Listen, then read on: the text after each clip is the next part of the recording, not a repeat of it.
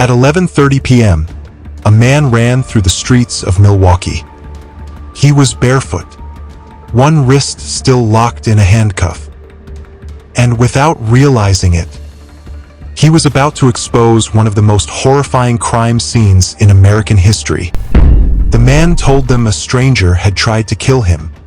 He said the man had drugs, a knife, and a smell inside the apartment he couldn't explain. You were in Milwaukee, Wisconsin on July the 22nd, 1991? Yes. And at or about that time, on that late afternoon, did you have occasion to see a person that you knew at that time or subsequently learned was a fellow by the name of Jeffrey Dahmer? Yes. First of all, it seemed like a normal apartment. When we got inside, he turned off burglar alarms. I asked him why. First, it was a foul odor, okay? Tell us about that. What kind of an odor? It was just like an odor. I didn't quite know what it was. You know, he told me a sewer pipe had broke and management would take care of it. The officers decided to investigate. They followed him back to an apartment building. Apartment 213. A police officer knocked at door. Door opened slowly. The man at the door did not look like a monster. Polite, soft-spoken. He invited them inside. It's like I told the policeman that this freak, this crazy guy, was trying to hurt me, yeah.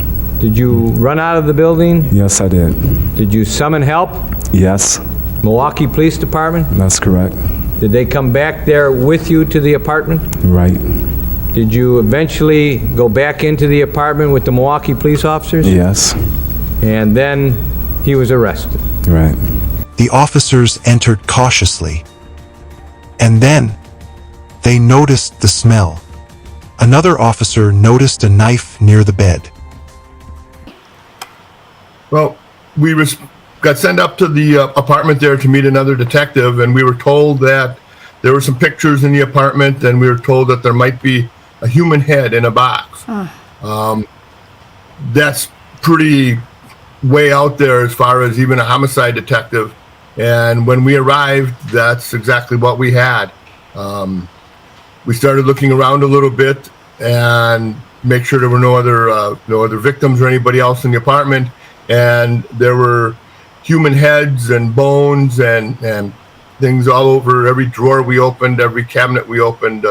There was body parts. Wow. Then they opened the drawer. Inside were dozens of Polaroid photographs. Photographs of bodies. Dismembered bodies. In that moment, the nightmare finally ended. Jeffrey Dahmer was under arrest.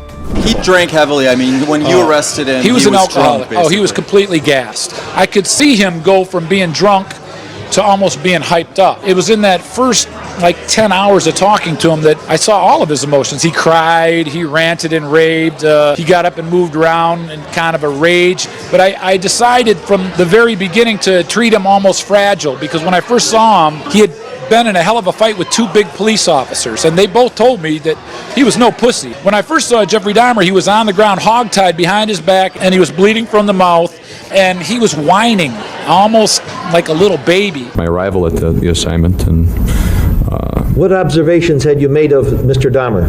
he appeared to be a calm, neatly dressed, clean-shaven, neatly combed hair, clean clothing, no injuries of any sort. What investigators found inside apartment 213 shocked even the most experienced detectives. In the refrigerator, human remains. In the freezer, a severed head. We could actually see the body parts being carried out the back door. Acid-filled containers, human bones dissolving, and 7 human skulls. The apartment had become a place of unimaginable horror, and it had existed in silence for more than a decade. I mean, for even a dad to call, I know a father's love is unconditional for their child, but when your son is murdered 17 people and it's done in such a gruesome way, I'm not sure a father's voice, it just seems so abnormal to me. What were your thoughts? Well, I think that, as you say, I have 3 boys of my own, and Lionel was comforting Jeffrey, trying to get him to understand where he's at, and I don't know what Lionel's ideas were about recording all of it, but it really gives us an insight into what was going on and what the family motives were there.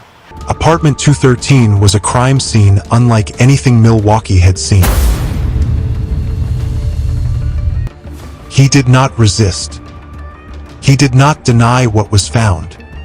And he did not ask for a lawyer.